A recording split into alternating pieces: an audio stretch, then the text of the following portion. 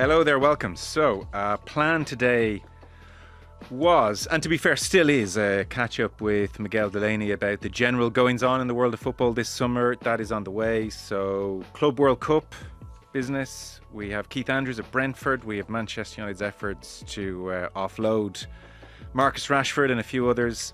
All of that, of course, instantly superseded this morning by the death of Diogo Jota and his brother Andre Silva in a car crash. Andre also professional footballer. So, one of those things. You open WhatsApp message or a news app this morning and it's like a double take moment. Or if you saw it on social media like me, you assumed it was fake. Sadly, no. So Jota, 28 years of age, quality footballer, married 10 days ago to his long-term partner, 3 children. It's like endlessly awful. So we'll talk to Miguel in a moment. Also on the show today, Maeve de Burka with us. 2 things with Maeve. The Irish women's national team are fresh off playing the US twice in recent days. They lost both games 4-0. Nobody's quite sure if this was good or bad or beneficial or a waste of time. So see what Maeve makes of it. Meanwhile, Euro 2025 has exploded onto our TV screens. Maeve is out there with RTE at the moment, so we'll chat to her about all of that. Our football coverage is with Sky Sports, where you can experience more exclusive live sport than anywhere else, including at least 215 live Premier League games from next season. There is also every golf major, every F1 race, this week's Premier League darts final, the 2025 Lions Tour ongoing, and much more. You can watch Sky Sports on Sky, or you can stream it with Now. Let's talk to Miguel. Miguel, hey, how are you? Not too bad. Well, not too bad. Well, I suppose registering it was shocking news to wake up to, really. I mean, it's interesting, I suppose, how when these things happen, and there's obviously kind of a flood of social media. But one that I found quite difficult to watch and very moving was that footage of Jota just on the day of Liverpool's title celebrations and like the stadium singing his name. He was quite emotionally affecting, I have to say. Yeah, it's I was just saying a moment ago, yeah, when you first see the news, it's a double take. Or in my case, I assumed it was fake, actually, until I I know, I yeah, saw yeah. WhatsApp, and then my God. So Well, I think like a lot of obviously the official parties involved were naturally reluctant to to actually state anything because obviously it's a sensitive and difficult time. yeah, what we do know is relatively limited, but we know enough. 28 years of age, in the car with his brother Andre Silva, and they're in Zamora in Spain, northwest Spain, on the A52 motorway, which connects North Portugal and Spain. And as we all do, they're on the motorway, they're overtaking a car, and at the wrong moment precisely, tyre blew out, and car veered off the road, caught fire. Both, according to emergency services, died at the scene. And that's it. It's just, I mean, how, as a family, I don't know how you get your heads around it. And the photos of the wedding 10 days ago, Ruth Cardoso and 3 children. I mean, this is just so tragic. You kind of don't know how to articulate what anyone's going through here. It's awful. Like a guy who had won the lottery at life, Miguel, and it's just over in an instant. It's so sad. I've seen a lot of people commenting. I mean, you go from like a peak of that Premier League champion. He's won a trophy with Portugal, his wedding, and like the footage of the 3 young kids as well. Who I suppose really should be kind of foremost in anyone's thoughts and all this. Although it's kind of the strange nature of football as well, where obviously Jota is someone the vast majority of people having an emotional reaction won't know personally, but because he's such a public figure and so many people have the emotional connection to the club, it's hard not to put in that sort of context and have that kind of reaction and even to think of, I suppose, just moments on the pitch, really. And I suppose that will be his legacy without being trite about it, but like making people happy, scoring goals. Yeah. But yeah, it one of those moments where the hyper reality of football or often surreal nature of football can just jars with actual reality. Yeah. And again, as you've rightly said, on the list of things to think about today, it's well down it, but it's worth remarking, given we're a sports show, he was a really quality professional footballer, like in the best sense. There was a real intelligence to his play, I always thought. There were times where he's pointing players around the pitch, very memorably against Manchester United. He was a step or two ahead of everyone. So great intelligence, technical footballer, could dribble, great in the air, finish. Because not a big sized player, so relied on the real quality aspects of his game. He's really good, and probably it'll be borne out in the outpouring. This was not a guy other fans loved to hate. He was No, yeah, yeah, just a absolutely, yeah. straightforwardly good footballer doing things in the right way. Yeah, yeah, and you can see it in the response. And I mean, again, as you say, like it feels like football should be way down, but this actually is his public legacy Yeah. in that sense. And I have to say, quite. I mean, I suppose you can't really control the thoughts that you consider in moments like this. But one of them was I did actually think was it's mercifully rare that actually I say like the Premier League actually has to assess and process the passing of an active player. I think that I mean there was obviously. Emiliano Sala, who signed for Cardiff in 2018-19, tragically never got to play. And I think before that, Marc-Vivien Foé. And let's not forget as well, actually, the Portuguese women's national team are playing on Thursday evening. I mean, look, there's always a tendency in these situations to kind of reach to kind of because people need an outlet almost for emotions. And I've already seen people suggest that maybe UEFA should postpone the game.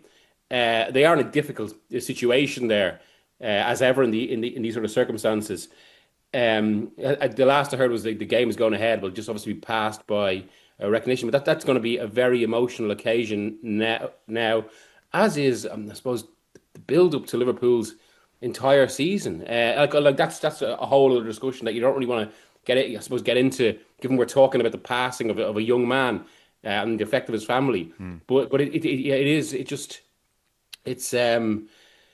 it will bring this emotional dimension going forward. Yeah, for sure. Liverpool's statement: devastated, unimaginable loss of the player. Portuguese FA talking about him as a person. There will be tributes across the board over the next 48, 72 hours. So there's probably no value in labouring the point. It's just shockingly sad. There is zero silver lining here. This is just a complete, utter tragedy for the family, his parents, his immediate family. I mean, the kids. You think of the kids, you come back to them every time. It's horrendous. And as you said, the contrast with the high of 2-3 weeks ago, or more now, lifting the trophy, but like at the physical peak of his powers, like unstoppable, immortal at that point, So it's dreadful. We'll take a moment and then we'll kick on with the other business.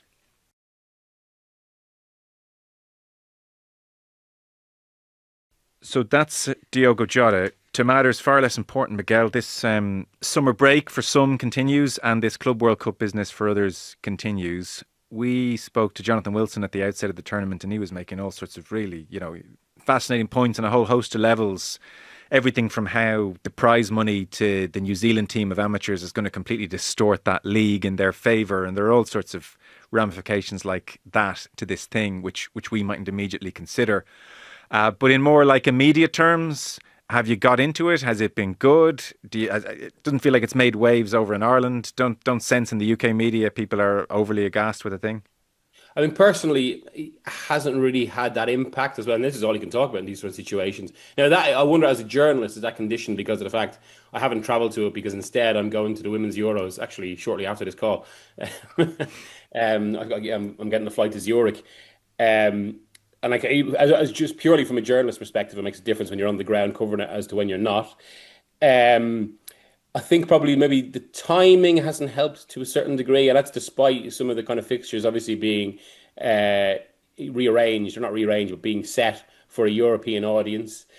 But I think a large part of it is ultimately, and this is but I think this is such an interesting point about where we are in football history. But we've discussed before how football is at a point where historians like Tom Holland argue how nothing in history has ever been as popular as football as a cultural force. But a lot of that popularity is obviously, mostly it's based on big clubs, some of whom are at the tournament, but it's also based on like in the Champions League case, 70 years of history. In the Premier League, yes, people go out, football didn't start in 1992. It's 33 years of history, but that is, of course, on top of over a century. I mean, Manchester United are Manchester United because of the 60s, the 50s, the Munich air disaster on back. Liverpool because of that history of success. Whereas suddenly you've got this new competition crowbarred in, and as we've discussed before, there are merits to it actually, but I think those merits clash with elements of its implementation. But suddenly you're in a situation where, like, say, basically, there's not the same mythology about the fixtures, not the same folklore, there's not the same like grand narrative. Like to reach for obvious examples, one of the reasons Messi in 2022 is so big is because Messi hasn't won the World Cup, one of the greatest players and one of the greatest prizes. Similarly, Inter Barca, that part of the reason that game is so epic is because of the knowledge of what they're playing for. And just, by default, the Club World Cup doesn't have this yet. So yeah, we might genuinely see some excellent football, and that is the sort of thing that can create a history for the future. But right now, like Paris Saint-Germain or Paris Saint-Germain Bayern, it might well be a good game, but equally, it's a good game that we've seen a lot in the Champions League over the past few years for a prize that means a lot more to the players. And I think immediately, before you get into the issues of affecting the game, I think that actually does affect its impact in the public consciousness. From speaking to a few of the guys who've been out there in America, funny one made a point to me that I think he reckons there's a debate to be had about what this says about the US's wider interest in football, and obviously football's grand plans. I mean, one of the reasons it's in the States, and one of the reasons the big clubs have been so invested in this, because they all want to kind of conquer the American market. It's seen as football's new frontier. It's obviously different to USA 94 because now there is a huge portion of the American market, quote unquote, that is very invested in the Premier League and the Champions League. But again, that's invested in those two competitions. The attendance of this have been mixed. Obviously, some of the big clubs have brought out big crowds. That it's been very mixed in that sense. Of far more concern, and maybe where this fits into, is that has run alongside pitiful crowds, I would say, for the Gold Cup, which is actually a real competition. I don't say real competition, but it's actually a competition with legacy, with actual a longer term significance, given its CONCACAF, the North and Central American Confederations. It's their continental event, and that hasn't seen real take up. And it's actually remarkable that FIFA have been willing to kind of have their own tournament, to clash with that. But again, I suppose, yeah, this is the start of the story. And from what I hear, while there are questions about its impact in the kind of the American public consciousness, there are questions about how well it's worked in Europe. There are questions then about how the fact that it has been taken up by the rest of the world, particularly in South America, but then they've only got one club there. So that, I mean, there's almost a kind of disconnect there as well. But from what I hear, it's done very well in terms of behind the scenes for FIFA, but that is mostly down to what has been a central theme of this tournament, which is the money on offer. Yeah. And from this, I think there are going to be pushes to have this, to expand it, to have it every 2 years, basically because the major clubs see the money on offer. I mean, Chelsea are on the more favourable side of the draw. Chelsea are also a club who've been surrounded by a lot of debate and discussion around PSR. And suddenly their rivals in the Premier League are looking at this and say, well, Chelsea, they'd have to do very badly at this point to fall away and not get something close to, £80 million prize money. Not bad. I can see how in the Middle East and South America it's popular. There's like an outlet to be on the world stage, which European clubs don't really, hanker after, given how brilliant the Champions League is.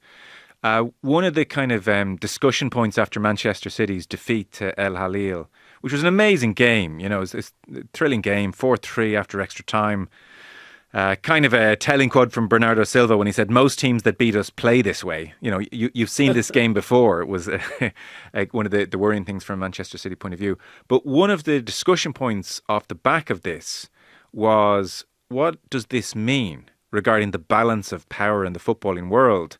Like Martin Samuel, I thought, wrote it is an overreach piece, but the thrust of it was, wake up Premier League, the Saudi League is here, which I thought on the basis of one game was a bit of an overreach. But it was, it did open up that discussion, to what extent does this signify the Saudi thing is real and about to become a powerhouse, and they're going to want more and more, every 2 years minimum kind of outlet to display their riches. Well, Martin's written that point a bit, and it's usually from the perspective, his personal argument is that obviously some of football's financial constraints should be lifted because then the Premier League misses out on stars. It's not good for the Premier League. It's not good for even the strength of European football. I must say I take an opposite view to that. Let's not forget the Premier League spends 1.5 billion more in wages than any other European league. Now, of course, yes, actually, the Saudi Pro League does add a differential there. But I mean, one of the reasons they have to overpay so much is because again, there's not the same history there. Players don't want to. Most players don't yet want to go. Now, of course, that's where the Club World Cup politically is all the more interesting because, as someone in football said to me, the most cynical way to see this competition is almost it affords the Saudi Pro League and by extension the Saudi political project entry in. It gives them their own version of the Champions League and get into launching into the public consciousness. And of course, there's another dimension to the city and to the city defeat in that Abu Dhabi at the moment, having 5 years ago been allied to Saudi Arabia in the Gulf blockade. At the moment, there is a lot of tension between the two states, and Abu Dhabi's prize asset has now lost to one of Saudi Arabia's prize assets. I mean, this is all part of the background to this. As regards the individual game itself, I think it's just a bit of a freak, really. It's the sort of thing that happens. I don't think it means anything in a football sense. In fact, even let's take City, like Bernardo Silva mentioned that about, how all the teams who beat us or play against, I mean, there was actually a warning in the Juventus game, which City won handsomely 5-2.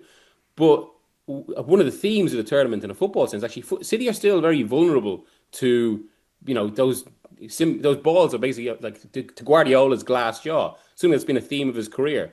Balls straight down the centre, quick transitions. They still look very susceptible to it. Now, Rodri has come back, although obviously it's not yet going to be the prime Rodri. That could change that. But it's interesting that still exists right now, and despite all the signings they've made since January. Also, as James Horncastle, a friend of mine, pointed out, and who covers Italian football a lot, as he put it, an element of this is actually Simone Inzaghi, who's done a good job against City before, twice in the Champions League, once come very close to getting a result off them in the actual final. And he is a very canny manager. Yeah. I mean, this is during for all the tendency to dismiss the Saudi Pro League because it's still the Saudi Pro League. Again, the money has brought players there, but I don't think it as yet says anything about kind of the wider state of football. And I certainly don't think it should be seen as any argument to kind of to loosen financial regulations. In fact, my argument would actually be the opposite. Well, if the Saudi Pro League is now going to be involved in these competitions that actually affect the wider football ecosystem, which the Club World Cup does, that should actually put pressure on FIFA to start introducing financial fair play rules of their own. Yeah. A quick around the houses. Manchester United in this very crucial summer for Ruben Amorim, they have brought in Matthias Cunha, as we know, and then you can kind of give us the what you're hearing, what's real, what's not real. Obviously, it's fairly concrete there after Bryan Mbeumo at Brentford. They're preparing a third offer. They were interested in Liam Delap, it seems. He obviously chose Chelsea. And then I guess the golden trio of Marcus Rashford, Garnacho and Jadon Sancho, they're fairly desperate to sell. Like, I mean, how low can we go here kind of an attitude? Is that the gist at Old Trafford? There's an element to that, yeah. Mbeumo I do think will happen. Yeah. And once Mbeumo happens, from what I gather, Cunha and Mbeumo basically form the club's kind of budget this summer without having to sell. So that's basically in terms of, and that's obviously solely in the context of PSR, because obviously Manchester United still have immense revenue, all the rest of it. But to meet PSR comfortably, they can sign Cunha and Mbeumo. After that, in order to bring players in, they will need to sell. And obviously, Amorim wants a much wider overhaul here. And that's where it gets very tricky. I mean, it's interesting. Like, I remember, was it coming back, I think maybe from the Champions League final or no, the Europa League final, actually, which United lost. And there was a lot of live discussion about it. And at that point, weirdly, they were a bit more confident from what I heard about outgoing. Because Anthony had a good season at Betis. Sancho had done okay with Chelsea. He'd won the Conference League. And now we're back to a situation where Amorim would prefer all three of these players gone by pre-season. But at the moment, it doesn't look like it's going to happen. And essentially because everyone knows United are desperate to sell. And And like from what like there's obviously been kind of contact with a few clubs like Juventus, Chelsea for different players, but clubs they realize where United are and certainly don't need to rush into deals in that sense. So it's suddenly going to make it a slightly more awkward summer. I mean, it was always going to be a complicated summer, but now we're seeing the reality of those complications. Yeah. The one thing I have to say as well, that's really struck me, back in I think it was February, March or so, Ratcliffe did these series of interviews again, and one of his standout comments, I thought, amid all the stadium stuff and that we're going to go bust, but it actually, this is all the more important in the context of the talk about how they could have gone bust had they not made changes. He talked about how United missed the data revolution, and he pointed to Liverpool, Brentford, Brighton. And that's all well and good. United should obviously update their approach, which I do find it all the more remarkable then that having made those comments and their first response this summer is actually to sign players or go for players who you could literally turn on Match of the Day on a Saturday night and they're players you could pick out. Cunha, Buemo. Where did you find these guys? Yeah, like, I mean, and that's not to criticise the individual players. It's more like if you were in the situation where you want to be cannier about transfers, then like even the fact like Wolves in a situation where they can like that was quite a high fee, it must be said. In Buemo, they've been gone up against Spurs, or the player does want United.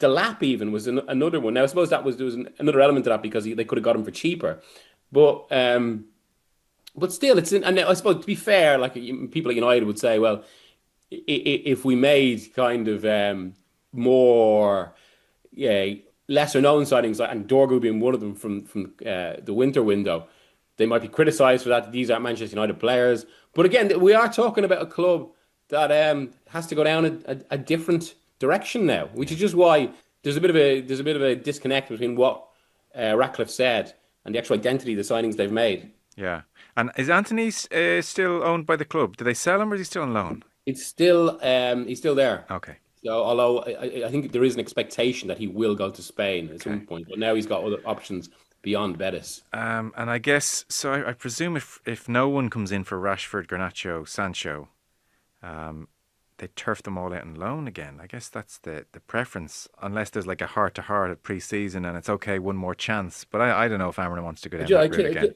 It just doesn't look like that's going to happen, especially given, I mean, even the latest now where, I noticed did the rounds among United fans on social media, but Garnacho putting up that post of him with a Villa jersey. That is, it's like obviously it shouldn't actually be, a moment that is decisive for your time at a club, but in the modern context where social media is so given how loaded these moments are, no, it's true. I'm getting a flashback. I was at the Aston Villa game last day of the season.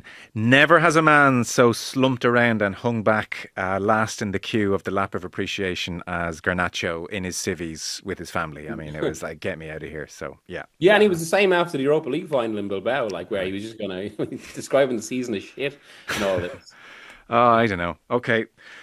Keith Andrews, really interesting. So it's a tricky time to take over. Thomas Frank has been there 7 years, great stability, and takes 3 of key backroom staff members with him to Spurs.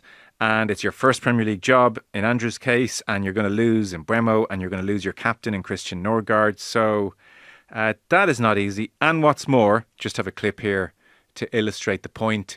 It's not like he's loaded with friends in the English media. Step in Martin O'Neill on TalkSport, as Jim White and Simon Jordan belly laughed at each other in sheer delight at this moment. Well, why not? I must admit, why not? He has been their set-piece coach. The irony of that there was the fact that when I was the manager of the Republic of Ireland, he was a particularly vitriolic critic of mine at the time, and really was death against me using set pieces to try and win games. And the irony, he becomes the set-piece coach of Brentford. Now, really good luck to him. Brentford have decided that if that's the case, that he should get it. I hope he does get it, because then he'll realise what management is all about. And it's just not as easy just to be sitting in a pundit's chair and just sitting criticising someone who had, well, in all honesty, I know a much better career than he had. He was dealing at the bottom end of it while I was winning the European Cup. So, listen, in his first 7 games, he has Nottingham Forest, Aston Villa, Chelsea, Manchester City, Manchester United. Given his freshness to the job, gets off to a bad start. You can imagine what everyone will be saying here. Yeah, and I have to say, separate to Andrews being an Irish coach and all that, I was kind of standing back and trying to assess this and looking at it, and exactly when you see the players going out, it did. My immediate impression was it's one of those situations where you can very quickly see it unraveling. So an immediate parallel I thought was actually when Alan Kirbishley left Charlton Athletic. It didn't take them long for it to just because suddenly kind of the this kind of central figure of the club who ties everything together leaves. You lose players as well, and suddenly there's that sense of a spiral. Now the great counter argument to that is actually that Brentford, and people in football say this. I've just mentioned, Jim Ratcliffe mentioned them, but Brentford are renowned as one of the best run clubs in football, who also, and one of the reasons they're actually the best run club is throughout this rise, they constantly make counterintuitive decisions. And this does feel like a counterintuitive decision in the sense that, I mean, me and Dan McDonnell were talking about this, just like, we go on about pathways and all this. And obviously a live discussion has been Irish managers, given that, when it comes to, trying to think of candidates for the Irish national job, there are so few. There's an Icelandic manager in charge now. And yet suddenly out of nowhere, Keith Andrews, like, well, where's the pathway here? It's quite interesting in that sense. Now, I know people will point to Brendan Rodgers and Kieran McKenna, but I suppose there is a difference in that they haven't necessarily come through the Irish system. And however they identify personally, I think FIFA would have a little Northern Irish flag beside their names. But yeah, and Andrews is obviously a different case. But again, Brentford, they are they're working off knowledge. They know him well. Someone in football did make, and this isn't to disparage Keith Andrews, but someone in the football did make the point to me. They're actually so well run that to a certain degree they almost need a guiding hand at the top. Now, I suppose that a guiding hand can still kind of distort things, and I would say that Thomas Frank was much more than that, and he became one of the most kind of charismatic and hands-on managers in the Premier League. It is a challenge, and I suppose it's very difficult actually to talk about Keith Andrews' capabilities here because we don't know. No, we only kind of little snippets of what we hear. That obviously Thomas Frank very much valued him for his not just his set piece input, but also what he offered elsewhere. And it's suddenly, it's for a Premier League that has maybe been shy of Irish stories over the past decade, really. Suddenly you've got one like a really kind of captivating one. Yeah. And one that could actually become a central story over the first few weeks of the season. Yes. Well, I mean, that is the worry. Yeah. Not too central, I guess he'll be hoping, because it is such a stiff start to the season. Do you have any detail there or meat on the bone without kind of going too in depth as to what makes Brentford so brilliantly run? So, I mean, obviously they're so database. We know that. But what someone who works close to them at another club said to me was basically that they just every single development in football, and that goes right down to how it's played tactically.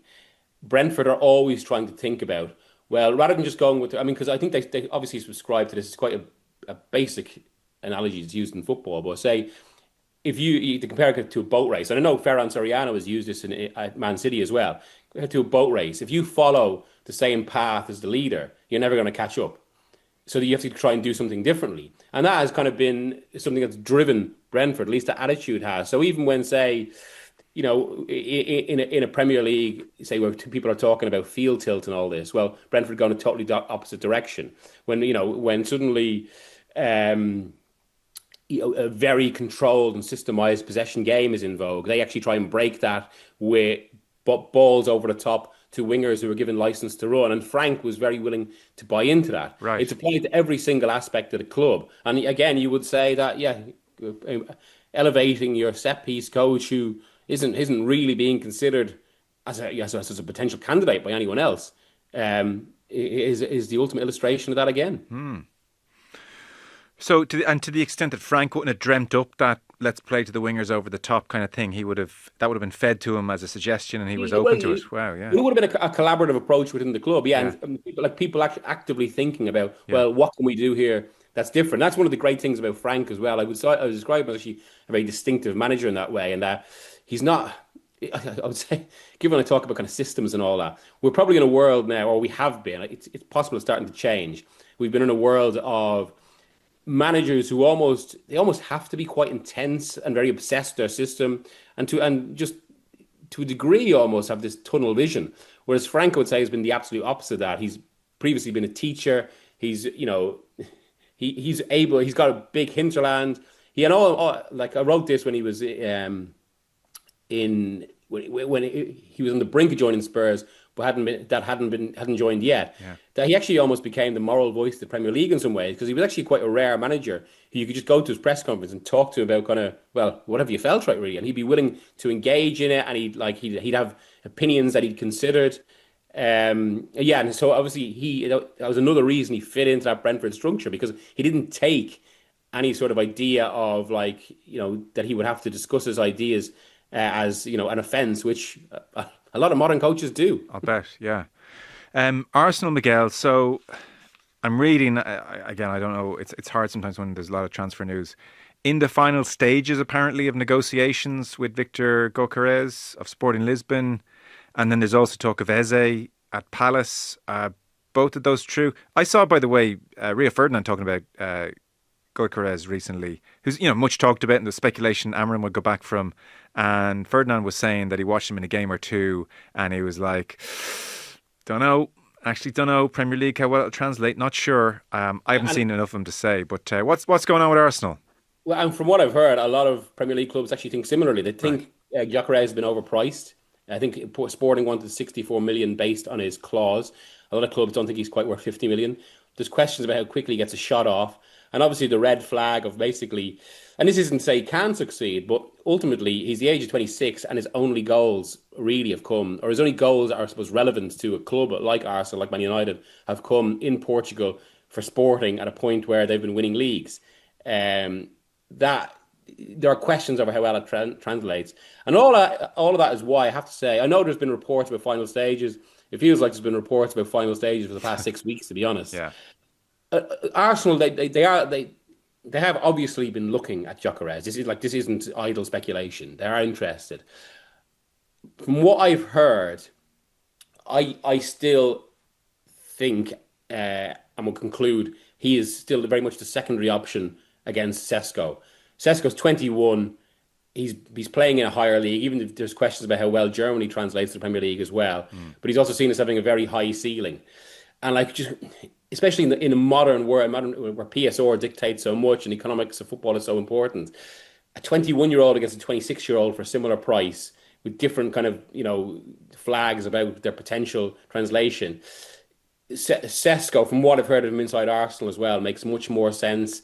And I do yes, I do think they're pursuing Gyökeres. I do wonder how much of that is basically as leverage in this situation to come almost because Leipzig do need to sell as well, but they need to sell for high. They didn't get the Champions League last season. They're about to start their own new era under a new manager, and I do wonder how much is coming out. Basically, it's if Arsenal want Sesko more, it's convenient to them for news to be out there that they're interested in Gyökeres or advancing Gyökeres. Okay. Because suddenly that leverages the situation with Sesko. Okay. And to my mind, I couldn't see them signing Gyökeres unless Sesko suddenly became impossible.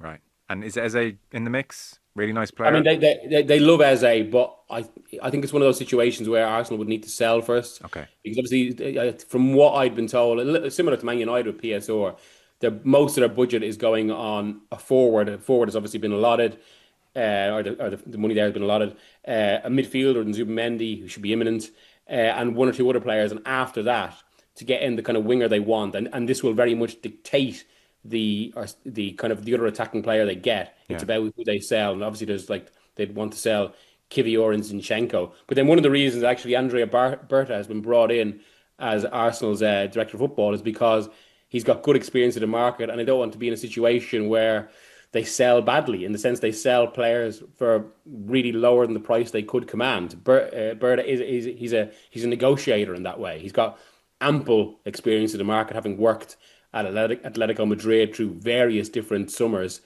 and that's something that actually Arsenal have lacked. Okay, very good. We're going to be on to Maeve de Burke in a moment. The Euro is very much included. So you said you're heading out. Yeah, I've got a flight 5 hours after this call. Okay, fun. Sort of in direct contrast to the Club World Cup, which is just not readily available on most people's TV screens. The Euros are going to explode on terrestrial TV, BBC, RTE. So it'll be you just couldn't ignore it even. It'll just be there, which is the great thing about TV. So, which is also, like I have to say, this is a wider point as regards sport as well.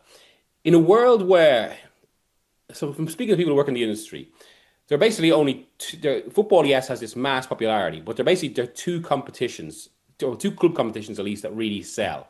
That's the Premier League and the Champions League, and everyone else has to compete against that. And I know, say, in La Liga, in Serie A, they have these kind of really intense debates over whether, well, do we go for the offer that gives us the most money in terms of broadcasting, but puts you behind a paywall, or do you do what like Serie A did in the 90s to Channel 4 internationally and actually put it on terrestrial television, because that creates an audience. Yeah. And it's exactly the point. For all people who might be sniffy about women's football, or it still hasn't developed the same audience, in the UK certainly, and I know kind of the rise of England has been part of this. It gets mass audience figures, and part of that is because ultimately, when sport is on terrestrial television, people just tune in, and that does help. But there is, like, you can certainly feel it in London. Like last week it was at King's Cross, and the entire place is emblazoned with lionesses, like promotional campaigns, and like there is that sense of like real awareness for this. And obviously the England part of it is big, given that they are defending champions.